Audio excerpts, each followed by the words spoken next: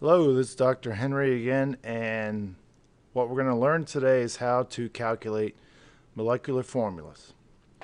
And one thing you need to remember is the difference between empirical and molecular formula. Molecular formula is the actual formula of the compound. The empirical formula, which is the simplified formula, may or not be the same as the molecular formula.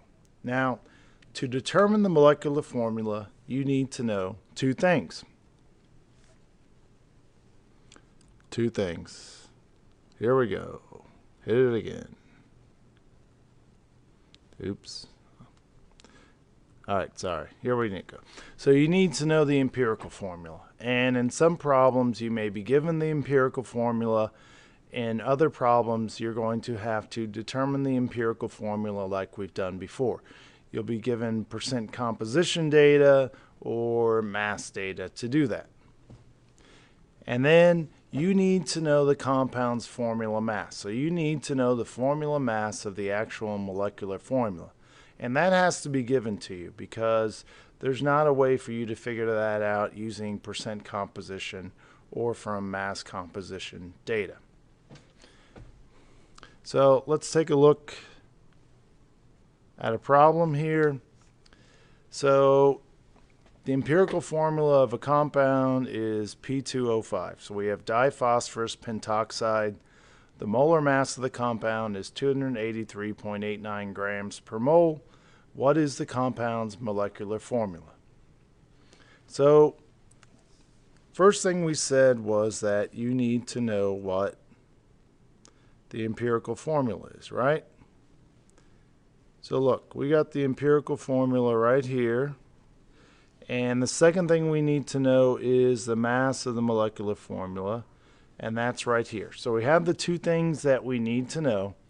So let me show you how you can figure out what the molecular formula is. Well, first thing you need to do is you need to determine the formula mass of the empirical formula. So we have 2 phosphorus times 30.97, and we have 5 oxygens times 16. So the empirical formula mass is 141.94. All right. Second thing, once we know what the mass of the empirical formula is, we have to divide the molecular formula mass by the empirical formula mass. So we need to take that 283.89, divide it by the mass of the empirical formula, and we basically get 2.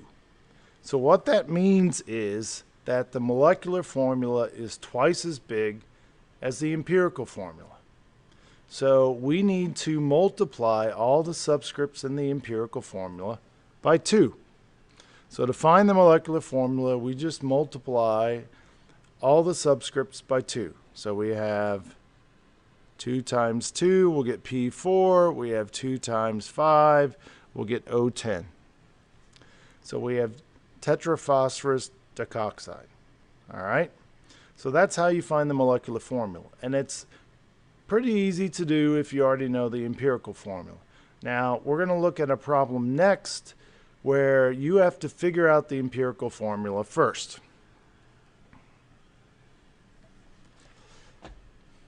All right, so as we look at this, let's read this problem. So determine the molecular formula of a compound that contains roughly 27% phosphorus, 12% nitrogen, 61% chlorine, and has a molar mass of 580 grams per mole.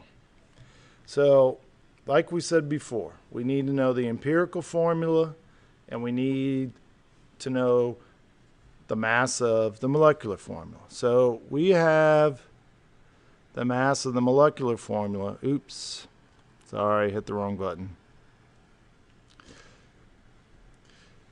We have the mass of the molecular formula right here. And this time, we're not given the empirical formula, but we have percent composition data, right? So we know the percentage of all the elements in the formula. So we're going to have to use this to solve for empirical formula first.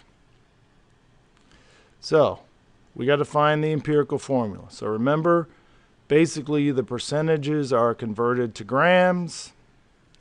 So we have 26.7 grams of phosphorus. In 1 mole of phosphorus, there's 30.97 grams, so 0.862 moles of phosphorus. 12.1 grams of nitrogen, there's 14 grams per mole, 0.864 moles of nitrogen. 61.2 grams of chlorine, there's 35.45 grams in 1 mole, so we have 1.73 moles of chlorine. So this is our ratio for the formula. And remember, we need a whole number ratio. So the next thing we need to do is to divide each of these by the smallest. So 0.862 is the smallest. So we get 1 mole of phosphorus, 1 mole of nitrogen, and then we get 2 moles of chlorine. So the empirical formula is PnCl2. 1 phosphorus, 1 nitrogen, 2 chlorine. That's the ratio, 1 to 1 to 2. So, next step, we need to find the mass of the empirical formula. All right. So we have, here we go. We have 1 phosphorus, which is 30.97, 1 nitrogen, which is 14.01, 2 chlorines times 35.45. So the empirical formula has a mass of 115.88 grams per mole. So we divide the molar mass by the empirical formula mass, and we get 5.055, which is basically 5.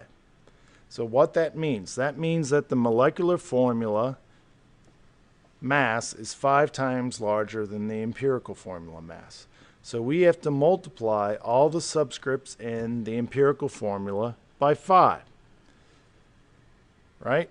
So remember, for phosphorus and nitrogen, what did I do? For phosphorus and nitrogen, the subscripts are 1s. So we take 5 times 1, so 5 phosphorus, 5 times nitrogen, and then we have 5 times 2, 10 chlorine. So here is our molecular formula. So that's the basic process. If you're given the empirical formula, find its mass, divide the formula mass by the empirical formula mass, and then multiply that whole number times the empirical formula mass. If you're not given the empirical formula, if you're given percent composition data or mass data, you're going to have to use that to determine the empirical formula first. The formula mass will always be given to you because there's not a way to figure that out on paper. If you have any questions, please come in before or after school. During lunch, I can give you a hand. Thank you.